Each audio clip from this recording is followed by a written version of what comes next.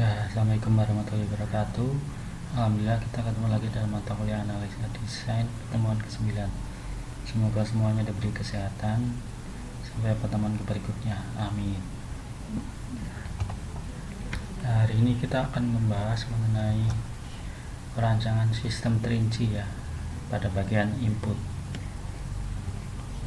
Ya, perancangan sistem terinci pada bagian inputnya. Ya, input mengawali proses informasi ya. Input perlu direncanakan dengan matang ya untuk mengkomparasikan data mentah ke dalam informasi yang berguna ya. Nah, jadi kalau kita mengerjakan itu ya analisa sistem dari sebuah proyek IT, kita kadang-kadang menerima data mentah ya, masih berantakan. Nah, itu kita harus merubahnya dalam informasi yang berguna yang bisa digunakan dalam proyek IT. Nah, beberapa kegiatan di bawah ini memakai data mentah atau data input. Nah, itu ya macam-macam, ada insert, delete, update di database, kemudian menggabungkan data lain dari database untuk menghasilkan output, masukkan proses langsung menjadi output tanpa menggabungkan dengan data lain, memulai aksi melaksanakan tugas yang ada di proyek IT, mengadakan dialog dengan sistem. Nah, jadi kegiatan ini dilakukan berkaitan dengan data input. Ya, jadi kalau data mentahnya tidak diolah menjadi informasi yang berguna, kegiatan di bawah ini tidak bisa dilakukan ya dengan baik. Ya, beberapa media atau metode yang digunakan untuk mendapatkan data dan input data. Ya, pertama adalah paper form yang dihubungkan dengan layar data entry. Ya, mungkin kita memasukkan lewat kertas datanya atau dimasukkan lewat layar monitor. Kemudian electronic form yaitu mungkin bentuknya itu ya, form yang berbentuk elektronik, mungkin seperti tablet atau direct entry device. Ya, mungkin ada alat yang digunakan untuk masukkan ya, untuk memasukkan data kode. Nah, itu mungkin dari kode-kode tertentu yang digunakan untuk mendapatkan data. Menu ya, mungkin ini adalah menu-menu yang digunakan untuk mendapatkan data dan input data. Natural language yang mungkin dari bahasa komunikasi yang biasa kita gunakan untuk mengumpulkan data atau input data. Perancangan formulir kertas ya, ini berhubungan dengan input data juga. Ya, formulir kertas merupakan pembawa data fisik ya yang biasa kita lihat sehari-hari. Yang ada di dalam formulir kertas biasanya adalah kejadian yang berlangsung, transaksi yang terjadi, dan aksi yang diambil. Itu tiga hal yang biasanya ada di dalam formulir kertas.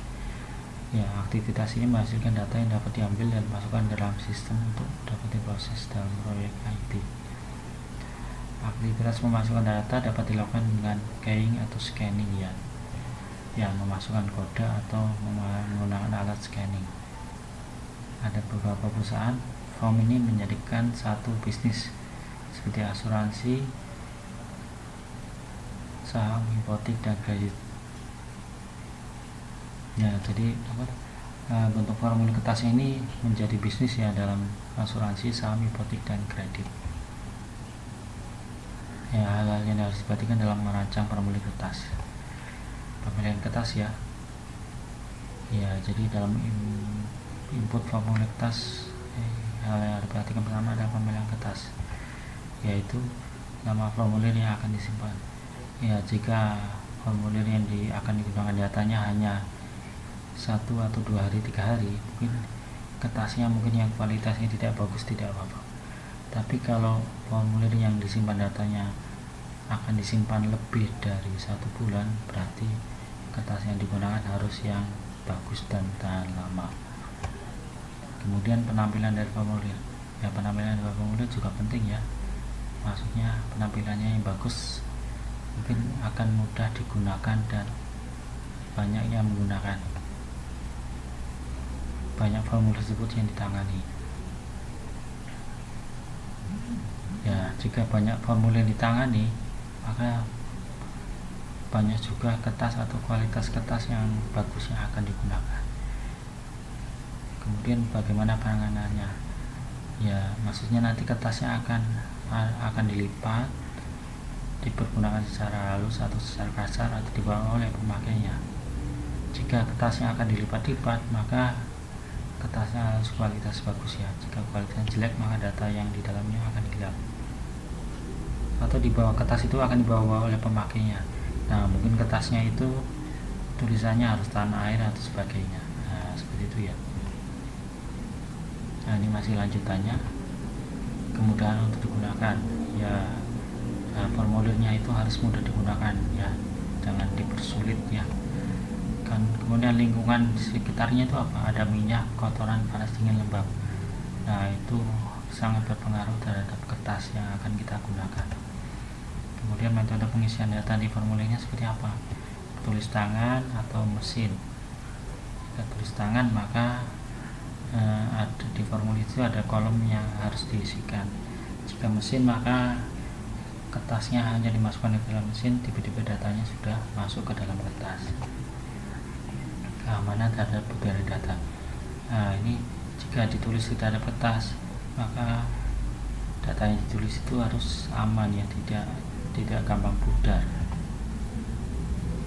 Ya, beberapa faktor yang harus diperhatikan dalam merancang formulir kertas. Yang kedua adalah ukuran kertas. Usahakan ukuran kertas bukan ukuran kertas standar ada yang banyak jual, atau ukuran kertasnya disesuaikan dengan proyek yang sedang dilakukan atau analisis yang sedang dilakukan. Jika yang digunakan ya, usahakan jangan membuang-buang kertas ya, jadi mubazir. Gunakan sesuai perlunya dan sesuai kebutuhan dan ukurannya yang disesuaikan. Berikutnya masih ya, warna. Penggunaan warna juga memudahkan dalam penggunaan formulir ya. Misalkan warna merah untuk bagian A, warna biru untuk bagian B, warna kuning misalkan untuk bagian D. Nah, itu ya, warna digunakan dan yang baik ada yang warna cerah, jadi mudah dikenali. Kemudian dalam formulir kertas juga harus ada judul formulir untuk menunjukkan formulir ini gunanya untuk apa ya. Judulnya dibuat sesingkat mungkin tapi jelas. Nama perusahaan juga harus dicantumkan di dalam judul formulir. Kemudian berikutnya adalah pengelolaan dan perancangan formulir elektronik. Ya, formulir elektronik berarti itu ya, pengisian datanya lewat layar ya. Pengisian datanya biasanya lewat layar.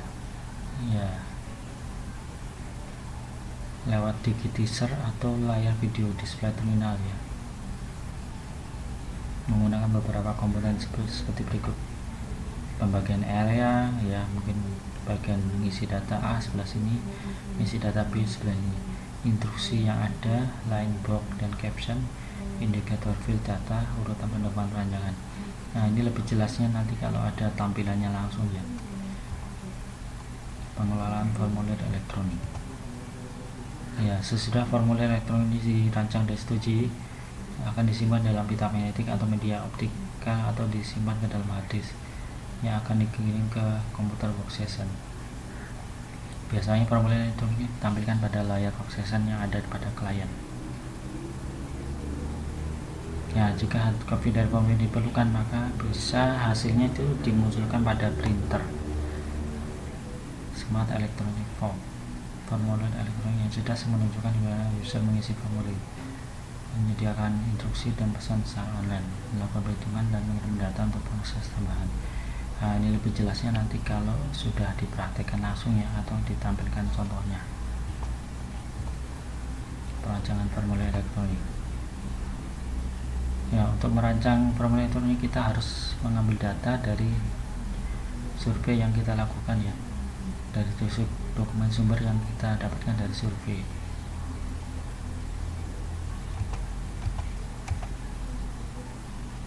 Ya, ada juga yang memasukkan secara langsung ya, bisa melalui keyboard ya. Ya, kadang-kadang untuk melalui keyboard tergantung pada keahlian dan usaha yang menggunakan atau manusia yang menggunakan. Melewat keyboard itu tidak pasti cara yang paling efisien dan akurat untuk memasukkan data. Ada cara lain juga yang lebih efisien dan akurat.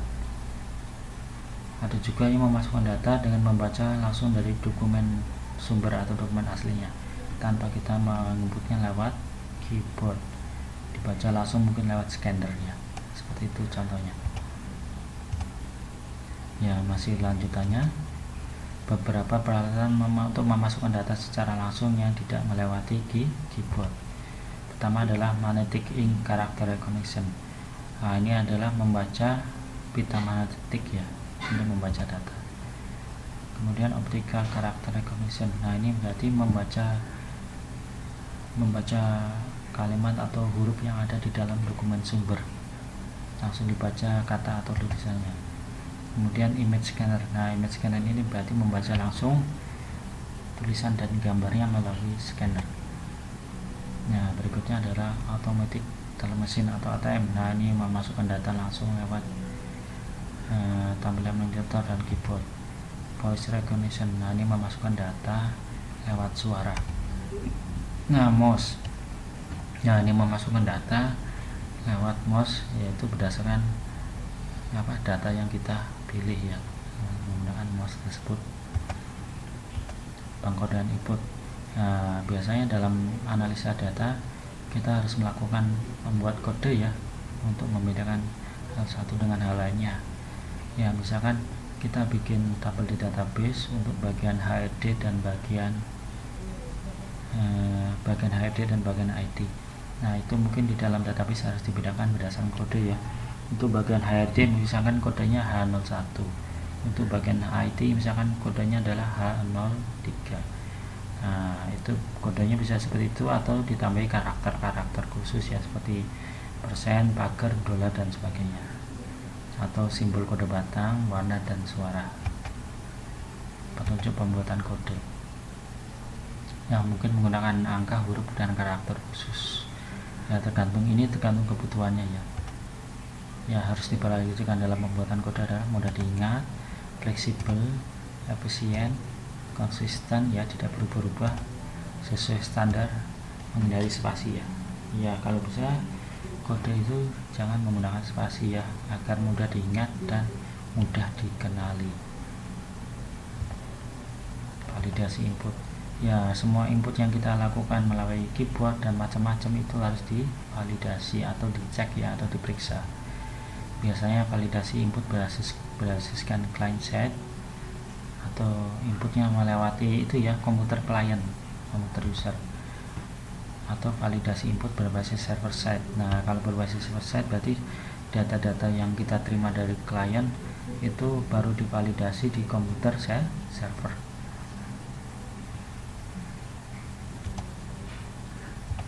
Nah, ini ada kuis ya atau tugas. Coba Anda jelaskan keuntungan dan kerugian validasi input berbasis client side dan validasi input berbasis server side. Jadi Anda sebutkan keuntungan kerugian client side dan juga Anda sebutkan keuntungan dan kerugian validasi input berbasiskan server side. Disertai contohnya ya. Dikumpulkan paling lambat Jumat 28 Mei 2021 by email. Jika ada yang kurang jelas mengenai tugasnya bisa tanyakan ke saya langsung. Ya, mungkin cukup sekian untuk penjelasan hari ini. Terima kasih banyak. Semoga sehat selalu. Amin. Ya, cukup. Saya rasakan cukup. Wassalamualaikum warahmatullahi wabarakatuh.